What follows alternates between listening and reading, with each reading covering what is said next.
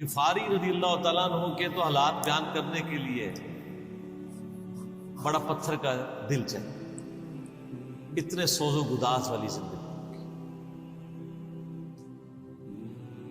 ہاں، جامع ترمذی میں حدیث ہے، نبی صلی اللہ علیہ وآلہ وسلم نے ارشاد فرمایا کہ اس نیلی چھتری کے نیچے ابو ذر غفاری سے سچا انسان کوئی نہیں۔ کون کہہ رہا ہے؟ نبی صلی اللہ علیہ وآلہ وسلم، جو خود صادق اور امین۔ اور جامع ترمذی میں ایک اور حدیث ہے، نبی علیہ السلام نے فرمایا کہ ابو ذر غفاری سے بڑھ کر کوئی عہد وفا کرنے والا اور زہد میں میری امت میں نہیں ہے، یہ میری امت میں عیسیٰ ابن مریم کی مثل ہے، ابو ذر غفاری۔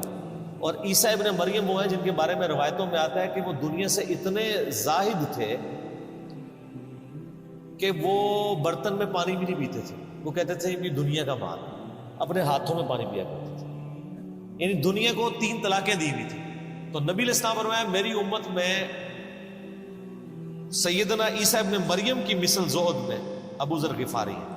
یہ لفظ ہے ابو ذر غفاری، غفاری نہیں ہے لفظ، غفاری زیر ہے اور فا کے اوپر تشدید بھی نہیں۔ تو ابو ذر غفاری رضی اللہ تعالیٰ عنہ علیہ السلام نبی علیہ السلام کے لاڈلے اصحاب میں سے۔ صحیح بخاری میں ان کے قبول اسلام کا پورا واقعہ موجود ہے۔ ان تک جب دعوت پہنچی کہ اس طرح ایک پیغمبر آئے ہیں مکے کی سرزمین میں جنہوں نے دعوی نبوت کیا، تو انہوں نے پہلے اپنے بھائی کو بھیجا کہ خیر خبر لے کے آؤ، تو انہوں نے بتایا ہاں اس طرح ایک شخص ہے۔ پھر یہ خود رخت سفر باندھ کے نبی صلی اللہ علیہ وآلہ وسلم کی خدمت میں حاضر ہوئے مکہ شریف میں۔ تو صحیح بخاری میں آتا ہے کہ یہ گئے، یعنی مکہ شریف میں اب ڈر بھی رہے تھے، کیونکہ ان کو پتا تھا کہ نبی علیہ السلام کی مخالفت بھی بہت زیادہ ہے، کہ اگر میں کسی سے نبی علیہ السلام کے بارے میں پوچھا تو ہو سکتا ہے میرے ساتھ کوئی ایسی ایکٹیویٹی پرفارم نہ کر دے۔ تو یہ حرم مکہ میں انہوں نے ڈیرا ڈال لیا، اور کہتے ہیں میں جتنے دن وہاں رہا تو آب زمزم ہی پیتا تھا جب میری کھجوریں ختم ہو گئی۔ زمزم کھانے کا کام بھی کرتا تھا اور پینے کا بھی، زمزم طاقت والا پانی۔ تو کہتے ہیں سب سے پہلے میری جس شخص سے ملاقات ہوئی وہ سیدنا علی ابن ابی طالب تھے رضی اللہ تعالیٰ عنہ علیہ السلام۔ تو کہتے ہیں حضرت علی نے جب مجھے ابزرو کیا نہ تو مجھے اپنے ساتھ گھر لے گئے، کہ پردیسی ہے، کھانا شانا کھلایا، رات ٹھہرایا۔ کہتے ہیں نہ انہوں نے مجھ سے پوچھا کہ کس لیے آئے ہو، نہ میں نے ان کو بتایا۔ یہ میں آپ کو اخلاقیات بتا رہا ہوں کہ دعوت کا کام کتنا ٹھنڈے کر کے کرنا پڑتا ہے۔ آپ تو کہتے ہیں پہلے دن ہی کسی کو رفع الیدین شروع کروا دیں، اتنا آسان نہیں ہوتا یہ۔ تو دوسرا دن بھی اسی طرح گزرا، تیسرا دن بھی۔ تو 3 دن کے بعد ابو ذر غفاری نے خود حضرت علی پہ اعتماد کیا، اور ان کو اندازہ ہوا کہ یہ بڑا، تم نے کہا میں یعنی اور حضرت علی نے بھی ایکسپوز نہیں کیا کہ میں نبی علیہ السلام کے قریبی لوگوں میں سے ہوں۔ تو ان کا کہ مجھے تم ایک اچھے انسان لگے ہو تو میں اس کام کے لیے آیا ہوں، تو تم مجھے گائیڈ کرو محمد ابن عبداللہ کے بارے میں ان سے ملنا چاہتا ہوں صلی اللہ علیہ وسلم۔ تو سیدنا علی نے کہا کہ واقعی وہ تو اللہ کے پیغمبر ہیں، اور اس طرح۔ تو پھر وہ حضرت ابو ذر غفاری کو نبی علیہ السلام کے پاس لے گئے۔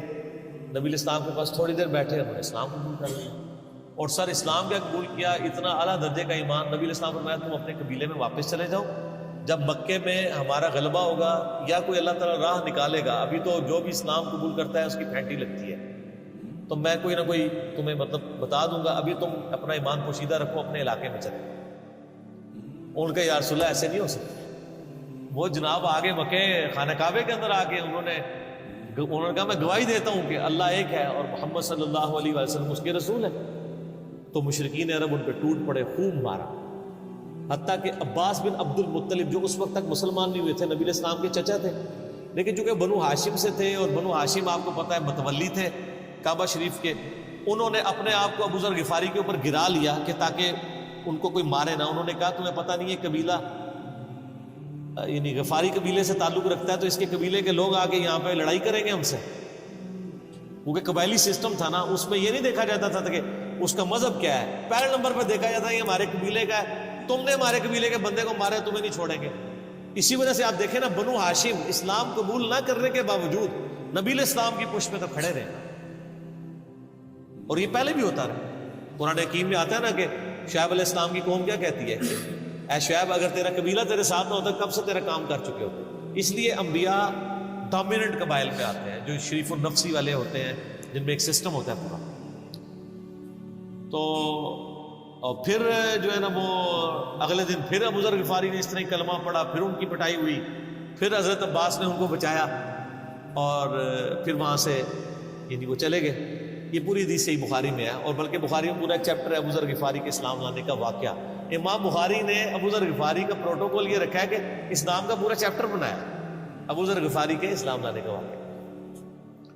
باقی یہ درویش صرف آدمی تھے، اور دنیا کو 3 طلاقیں دی ہوئی، اور وہ اس لیے کہ انہوں نے نبی علیہ السلام کو بڑا کلوزلی آبزرو کیا تھا۔ نبی علیہ السلام کی جتنی احادیث دنیا سے زہد اور دنیا پرستی کی مذمت پہ ہے نا، اکثر احادیث کے راوی ابو ذر غفاری، چونکہ انہوں نے نبی علیہ السلام کو بڑا کلوزلی آبزرو کیا تھا، تو اس لیے وہ صحابہ کرام پہ جب دنیا کے خزانے کھول دیے گئے، اور بعض اصحاب اور بعض تابعین میں انہوں نے جب دنیا کی محبت میں غلبہ اور عیاشی کا لیول دیکھا تو ان سے وہ برداشت نہیں ہوتا تھا۔ انہوں تو نبی علیہ السلام کی صحبت کی ہوئی تھی۔ خدا بے نیاز ہے، جو کچھ ہے ان بندگان خدا کا ہے۔ تو ہم خدا کے بندے نہیں؟ کیوں نہیں ہو، تم بھی خدا کے بندے ہو، لیکن تم نے خدا کو بھلا دیا ہے۔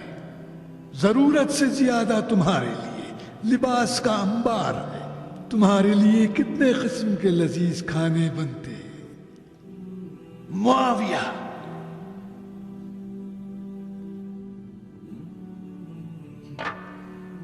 تمہیں 2 لباس اور پیٹ بھر کے کھانے سے زیادہ کیا چاہیے؟ اموال غنیمت خلیفہ اور ان کے متولیوں کے پاس کیا کر رہا ہے؟ اپنی ذاتی ثروت کی ترقی، اس بھوکی امت کی خوشحالی یا آبادی کے لیے خرچ ہو رہا ہے؟ وہ کہتے تھے یہ دیکھو یار، ہم لوگ تو فاقے کرتے تھے، اور ہمارا پیغمبر ہمیں یہاں تک تعلیمات دیتا تھا کہ اے اللہ محمد اور آل محمد کو بس اتنا ہی رزق دینا کہ روح اور جسم کا رشتہ برقرار رہے۔ یہ حدیث بخاری و مسلم میں ہے، اور بخاری و مسلم میں حدیث ہے حضرت عمر کو نبی علیہ السلام نے ڈانٹتے ہوئے کہا، جب وہ چٹائی کے نشان دیکھے ان کا، یا رسول اللہ رو پڑے کہ کیسر و کسرا تو دنیا کے مزے لوٹ رہے ہیں اور آپ اللہ کے نبی، تو آپ فرمایا کہ تم اس پہ خوش نہیں کہ وہ دنیا کے مزے لوٹیں اور تم آخرت کی سعادت لوٹو؟ اور لگتا ہے عمر تم پہ دنیا کی حقیقت آج بھی نہیں کھلی۔ جن لوگوں کے سامنے یہ ساری چیزیں تھیں، جن لوگوں نے نبی علیہ السلام کا وہ پیریڈ دیکھا تھا، پھر ان کو یہ بھی پتا تھا کہ بخاری و مسلم میں نبی علیہ السلام کے جو آخری خطبات میں سے شہدائے احد کے اوپر جو نماز جنازہ آپ نے 8 سال بعد پڑھی، اور وہاں پہ آپ نے جنازے یعنی ادھر قبرستان میں خطبہ دیا عبرت کے، اور اس میں کئی چیزیں تھیں۔ ایک تو یہ تھی کہ یہ یہاں پہ وہ لوگ دفن ہیں جنہوں نے اسلام کے لیے قربانی دی ہے، اور ان کا پھل تم نے کھانا ہے۔ وہ دنیا سے اسی طریقے سے گئے ہیں، کفن میں نہیں دیا گیا کئی لوگوں کو۔ نمبر 2، اسی میدان میں مال غنیمت سمیٹنے کی وجہ سے ایک فتح شکست میں بدل گئی تھی، جبکہ اللہ کے نبی بھی موجود تھے، اللہ نے اس کا بھی لحاظ نہیں کیا، اور وہ فتح شکست میں بدل گئی کہ انہوں نے مال غنیمت لپیٹنے میں نبی علیہ السلام کی حکم عدولی کر دی، تو تاکہ بعد میں یہ معاملہ نہ ہو۔ تو وہاں آپ کا خطبہ بخاری مسلم دونوں میں ہے۔ آپ نے فرمایا کہ، اور حضرت عقبہ ابن عامر کہتے ہیں میں نے آخری دفعہ نبی علیہ السلام کو ممبر پہ اسی دن دیکھا تھا۔ آپ نے فرمایا کہ میں اللہ کی قسم اپنے حوض کوثر کو اس وقت دیکھ رہا ہوں، اللہ نے دکھا دیا، اور آپ نے فرمایا کہ مجھے یہ خطرہ نہیں ہے کہ تم میرے بعد شرک کرنے لگو، لیکن مجھے ڈر ہے کہ تم دنیا کے مال میں پھنس جاؤ گے، اور پھر تم ایک دوسرے کو قتل کرو گے جس طرح اگلی قوموں نے کیا، اور تم بھی تباہ و برباد کر دیے جاؤ گے جس طرح اگلے۔ اس سے زیادہ کیسے آپ ڈر سناتے؟ اب یہ ساری چیزیں موجود تھیں۔ آپ فرمایا مجھے خطرہ یہ ہے کہ دنیا کا مال تم پہ کھول دیا جائے گا، ان قریب کیسر و کسرا کے خزانے تمہارے پاس آ جائیں گے، جو بخاری مسلم میں آتا ہے نا کہ نبی علیہ السلام نے کہا کہ مجھے اللہ نے 2 خزانے عطا کر دیے، ٹھیک ہے، زمین کی خزانوں کی چابیاں، جس سے وہ بریلویوں نے کچھ اور ہی قیدہ بنا دیا۔ اس میں موجود ہے کہ کیسر و کسرا کے خزانے، یعنی آپ کو بتایا گیا کہ رومن اور پرشین امپائر جو ہے مسلمان فتح کر لیں گے یرموک اور قادسیہ کے اندر، اور مسلمانوں کے پاس وہ دولتیں آ جائیں گی، پھر آہستہ آہستہ وہ بھی اسی دنیا کی محبت کا شکار ہو جائے گی۔ اب یہ ساری باتیں حضرت ابو ذر غفاری کے سامنے تھیں، حتیٰ کہ صحیح بخاری میں آتا ہے کہ ابو ذر غفاری کہتے ہیں مجھے دن یاد ہے کہ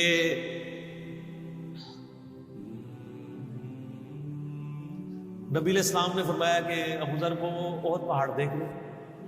تو کہتے میں نے احد پہاڑ کی طرف دیکھا اور میں یہ سوچ رہا تھا کہ ابھی مجھے آپ کسی کام کے سلسلے میں وہاں بھیجیں گے.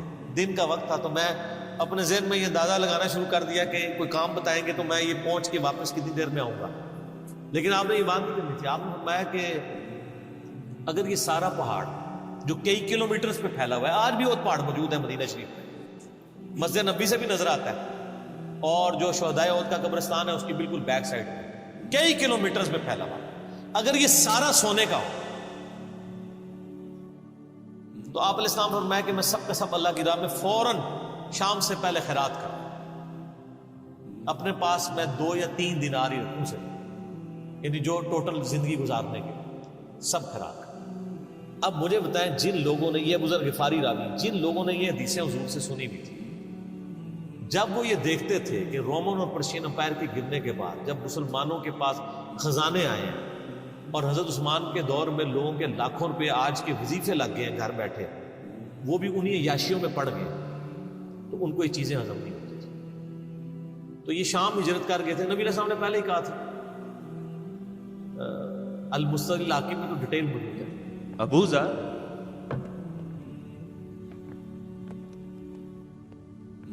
آخر تم کون ہو؟ کل میں کون ہوں گا معلوم نہیں, مگر آج میں بتکدے میں ابراہیم ہوں.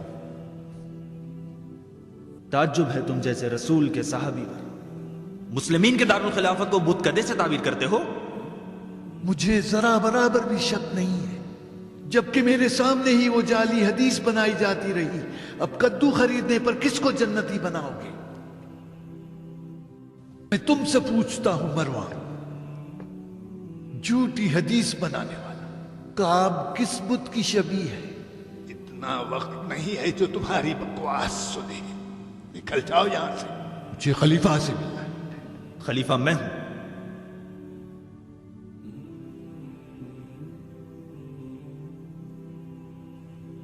پھر تو میں تم پر فاتحہ پڑھ کے جاؤں گا.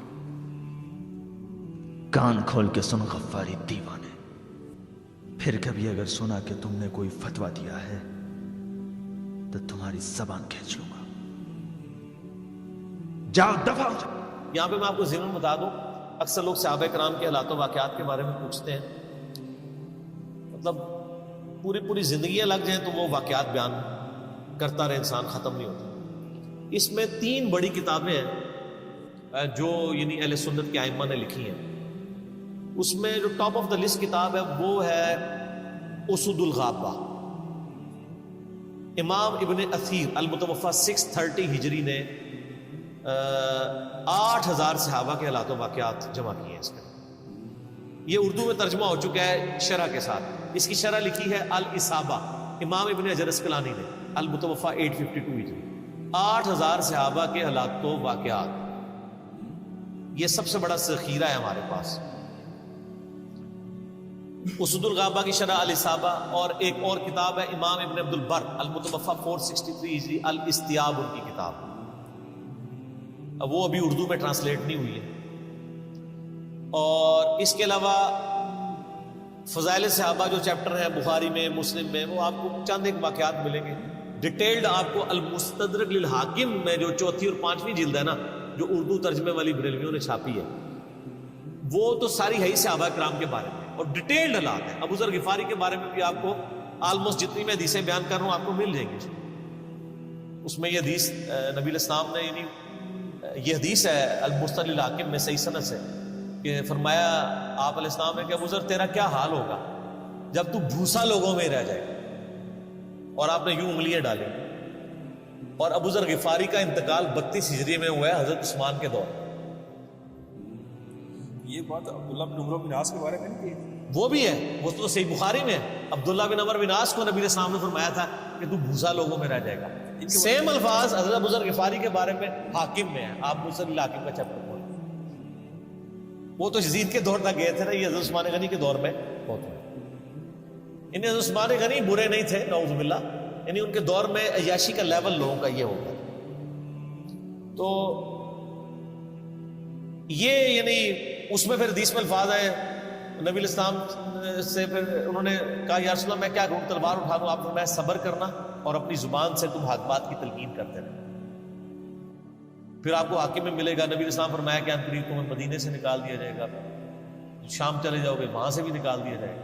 اور سر ایک بڑی دردناک حدیث ابو ذر غفاری کی, وہ حاکم میں ہی ہے, المستدرک الحاکم میں.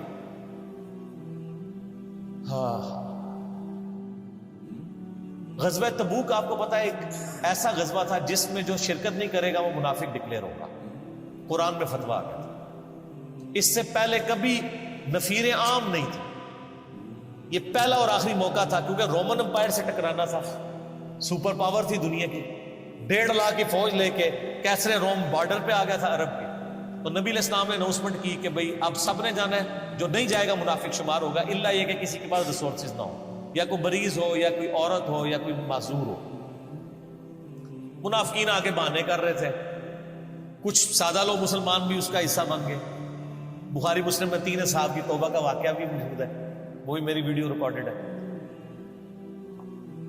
تو کعب بن مالک رضی اللہ تعالیٰ عنہ علیہ السلام, کچھ لوگ جو ہے وہ یعنی اپنے ان معاملات کی وجہ سے کچھ پیچھے بھی رہ گئے.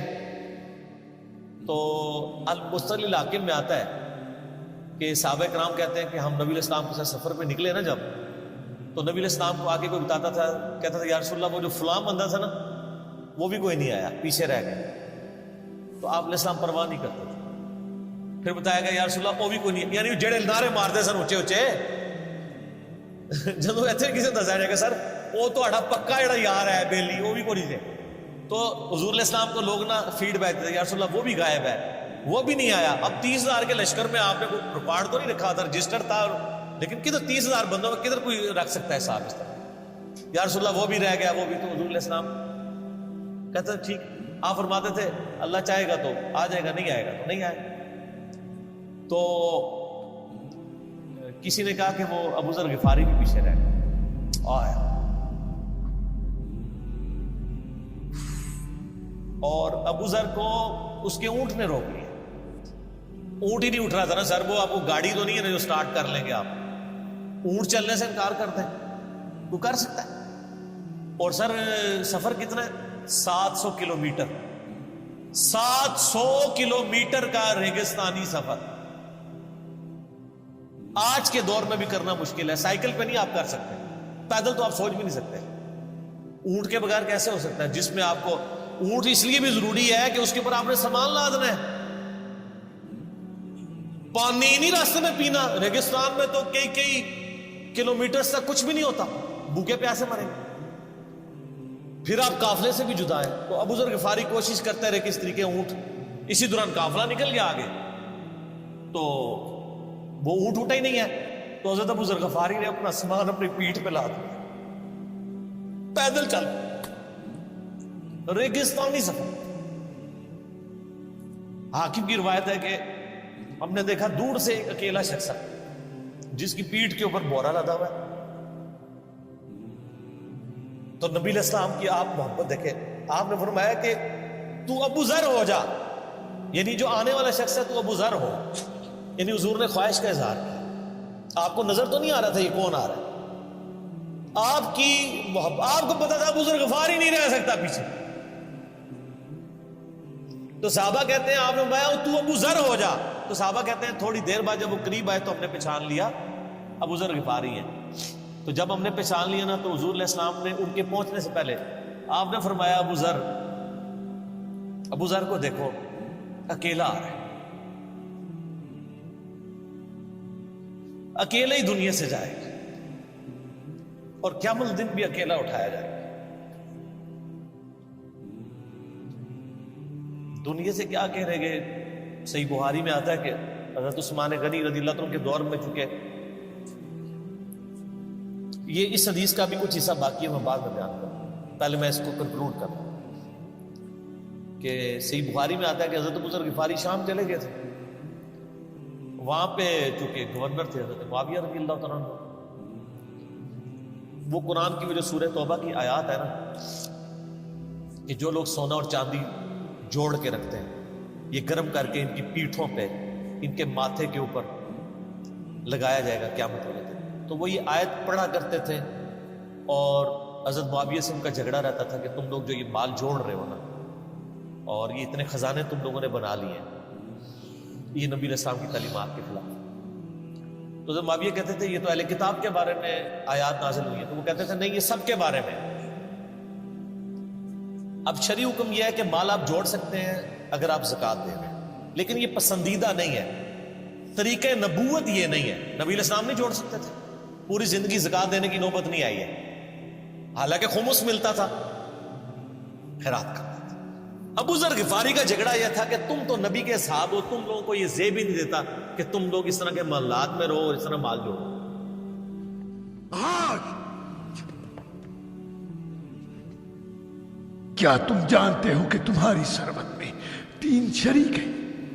پہلا شریک تمہارا مقدر ہے جو اجازت کے بغیر تمہاری ثروت کو نابود کرتا ہے۔ دوسرا شریک تمہارے وارث ہے جو تمہاری موت کے منتظر ہیں۔ تیسرا شریک تم خود ہو، ہاں تم۔ تو اب چونکہ سینئر سے آبی تھے، ان کو ہاتھ ڈالنا بھی آسان نہیں تھا، پھر نبی علیہ السلام نے فرمایا ہو کہ اس سے زیادہ سچا انسان ہی کوئی نہیں۔ تو حضرت معاویہ نے خط لکھا حضرت عثمان کو کہ جی اس بندے سے میری جان چھڑائے نا، اس کو آپ واپس پڑھائیں۔ حضرت معاویہ نے جب خط لکھا تو حضرت عثمان نے ان کو کہا تم مدینہ شریف واپس آؤ۔ جان لو کہ ہر دن 2 فرشتے آسمان سے زمین پر آتے ہیں، ایک راہ خدا میں خرچ کرنے والے کے حق میں دعا کرتا ہے کہ خدایا اسے اجر عطا کر، اور دوسرا فرشتہ لعنت بھیجتا ہے کہ اس نے مال و ثروت جمع کیا ہے، اس کو نابود فرما۔ مدینہ شریف جب یہ واپس آئے تو صحیح بخاری میں آتا ہے کہ لوگوں کا جھمگٹا لگ گیا بزرگ غفاری کے گرد۔ لوگوں کو پتا تھا یہ تو بڑا زہد والا بندہ ہے۔ تو ابو ذر غفاری وہی حدیثیں سنایا کرتے تھے کہ حضور نے فرمایا یہ پہاڑ سونے کے برابر ہو تو میں خیرات کر دوں گا، جبکہ باقی صاحب کہتے تھے کہ مال جوڑنا جائز ہے اگر زکوٰۃ کوئی دیتا رہے۔ وہ یہ کہتے تھے کہ یار یہ تم لوگوں کو تو زیب نہیں نہ دیتا، یار تم لوگ تو یہ باتیں نہ کرو، تم لوگ نبی کی صحبت یافتہ ہو، تم لوگوں کو تو زہد ہونی چاہیے تم لوگوں کی زندگی میں۔ اب لوگوں کا ہجوم ان کے گرد لگ گیا، اور پھر حضرت عثمان نے ان کو خلیفہ وقت تھے بلایا اور کہا کہ یار تو خود ہی مدینہ شریف چھوڑ کے یہاں سے چلا جا، تیری وجہ سے فتنہ کھڑا۔ حضرت عثمان نے کہا میں نے تو نبی علیہ السلام نے سنا تھا کہ حکمرانوں کی اطاعت کرنا، صبر کرنا۔ تو ایک زبدہ نامی کا ایک گاؤں تھا مدینہ شریف کے پاس، شہر سے ہٹ کے، تو وہ پھر وہاں پہ ہجرت کر گئے۔ آپ دیکھیں ریونج کیسا تھا، لوگ کتنے ڈرے ہوئے تھے کہ ابو ذر اپنی بوڑھا شخص 80-90 سال کا بابا اپنی ایک بڑھیا بیوی کو لے کے اس عمر میں شہر بدر ہو رہا ہے اکیلا۔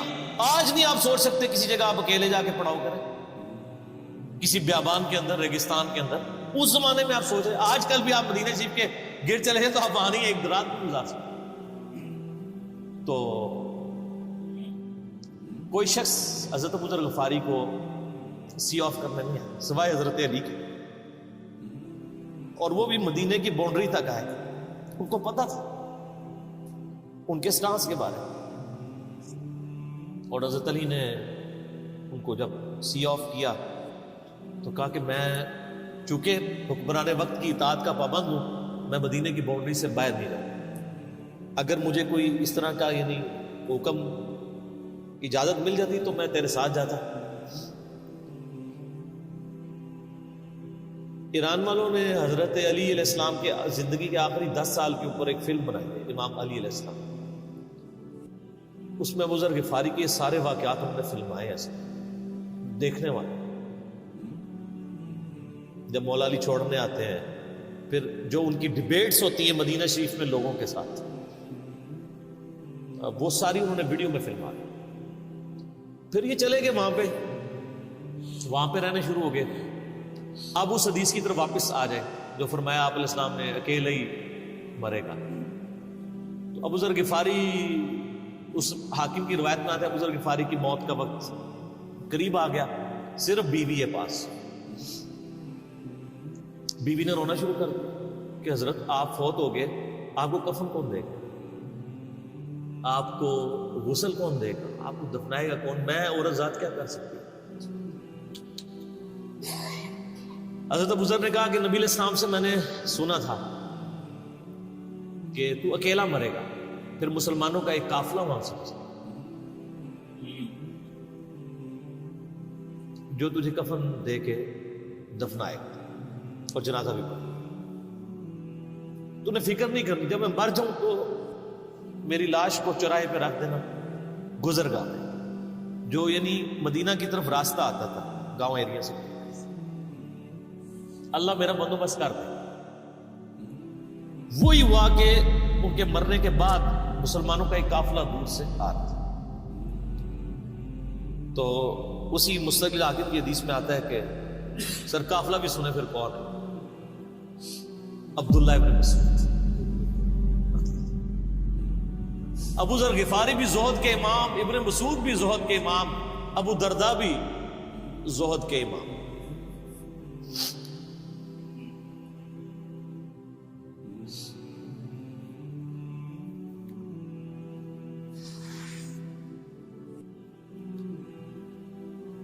ابن مسعود رضی اللہ تعالیٰ عنہ جب وہاں پہ رکے, ان کو تو نہیں پتا تھا یہ کون ہے. تو انہوں نے کہا بی بی کیا ہوا؟ ان کا میرا خامند مر گیا ہے. کہ یہ کون ہے؟ تو انہوں نے کہا ابو ذر غفاری. عبداللہ ابن مسعود کی چیخ نکلی, چیخ ماری انہوں نے. ان کا واہ,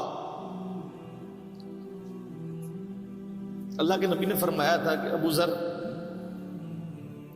اکیلا آ رہا ہے تبوک کے موقع پہ, دنیا سے بھی اکیلا جائے,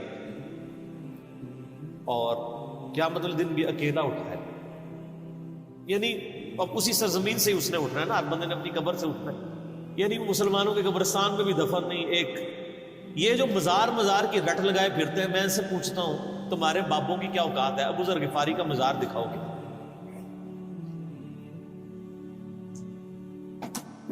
جو اس روئے ارض پہ نیلی چھتری کے نیچے سچا ترین انسان جس کو اللہ کے نبی کہتے ہیں, اس کا کوئی مزار نہیں ہے. غریب المدنی میں مرا ہے, اس کی قبر بھی ایسی جگہ ہے جہاں مسلمانوں کے پاس قبریں بھی کوئی نہیں ہے. ایک ریگستان میں اکیلی قبر ہے, اس قبر کا بھی کسی کو نہیں پتا, اس پہ کوئی مزار بھی نہیں, اور قیامت دن بھی اکیلا اٹھایا جائے گا. یعنی قیامت تک وہاں پہ کوئی قبرستان بھی نہیں بنے گا. ظاہر نبی علیہ السلام کی یہ بھی خبر ہے. تو کیا وہ ناکام ہو گیا اگر مزارات ہی دلیل ہے کامیابی؟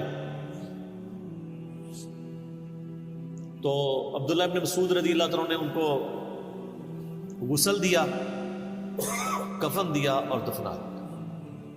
یہ پوری ڈیٹیلز آپ کو المستقل حاکم میں مل جائے گی. تو ابو ذر غفاری ان چند شخصیات میں سے ہیں جن میں پوری امت کا اتفاق ہے ان کی نیکوکاری کے اوپر. شیعہ بھی ان کو بہت رسپیکٹ دیتے ہیں, اہل سنت بھی دیتے ہیں, صوفیاء کے ہاں بھی ان کو امام مانا جاتا ہے زہد کی وجہ سے. آپ تصوف کی جتنی کتابیں پڑھیں, چاہے امام غزالی کی ہوں, رسالہ کشیریہ پڑھیں, اور لوگوں کو بھی پڑھنا شروع کریں, تو ابو ذر غفاری آپ کو زہد کے امام کے طور پہ ملیں گے کہ ان کی زندگی میں یعنی یہ زہد انہوں نے کس طرح کی زندگی گزاری. سر لوگ مجموعوں میں مرتے ہیں, ان کو یاد کوئی نہیں کرتا, اور ابو ذر غفاری کو آج بھی دنیا یاد کر, ہم بھی یاد کر رضی اللہ تعالیٰ علیہ السلام. اللہ تعالیٰ قیامت والے دن ہمیں ایسے نیکوکار لوگوں کا ساتھ نصیب فرمائے. آمین.